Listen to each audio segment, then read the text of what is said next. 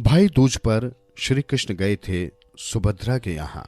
कहा जाता है कि नरकासुर का वध करने के बाद भगवान श्री कृष्ण अपनी बहन सुभद्रा से मिलने इसी दिन उनके घर पहुंचे थे।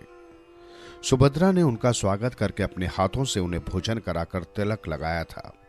श्री कृष्ण की बहन सुभद्रा का उल्लेख हमें श्रीमद् भगवत पुराण और महाभारत में मिलता है। सुभद्रा श्री कृष्ण और बलराम की बहन थी। पुरी उड़ीसा में जगन्नाथ की यात्रा में बलराम तथा सुभद्रा दोनों की मूर्तियां भगवान श्री कृष्ण के साथ साथ ही रहती हैं। सुभद्रा की 3 बहनें थीं।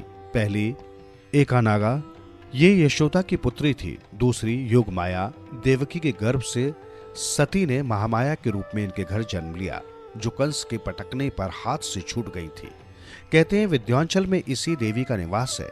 ये भी कृष्ण की बहन थी। इसके अलावा चूंकि श्री कृष्ण द्रौपदी को भी अपनी बहन मानते थे, तो वो भी उनकी बहन हुई। सुभद्रा वासुदेव की दूसरी पत्नी रोहिणी की पुत्री थी, जबकि वासुदेव की दूसरी पत्नी देवकी के पुत्र श्री कृष्ण थे। इसी तरह श्री कृष्ण और सुभद्रा के पिता एक ही थे, परंतु माताएं अलग अलग थी। बलराम की माता भी रोहिणी थी। सुभद्रा का विवाह कृष्ण ने अपनी बुआ कुंती के पुत्र अर्जुन से किया था, जबकि बलराम चाहते थे कि सुभद्रा का विवाह कौरव कुल में हो। बलराम के हट के चलते ही तो कृष्ण ने सुभद्रा का अर्जुन के हाथों हरण करवा दिया था। बाद में द्वारका में सुभद्रा के साथ अर्जुन का विवाह विधि पूर्वक संपन्न हुआ। सुभद्रा से विवाह के बाद अर्जुन 1 वर्ष तक द्वारका में रहे और शेष समय पुष्कर क्षेत्र में व्यतीत किया।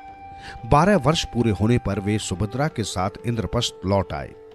सुभद्रा का पुत्र अभिमन्यु था, जिसकी महाभारत के युद्ध में चक्रव्यूह फंसने के कारण दुर्योधन, कर्ण सहित कुल 7-8 लोगों ने मिलकर निर्मम हत्या कर दी थी। अभिमन्यु की पत्नी उत्तरा थी, जिसके गर्भ से परीक्षित जन्म हुआ और परीक्षित का पुत्र जन्मेजय था।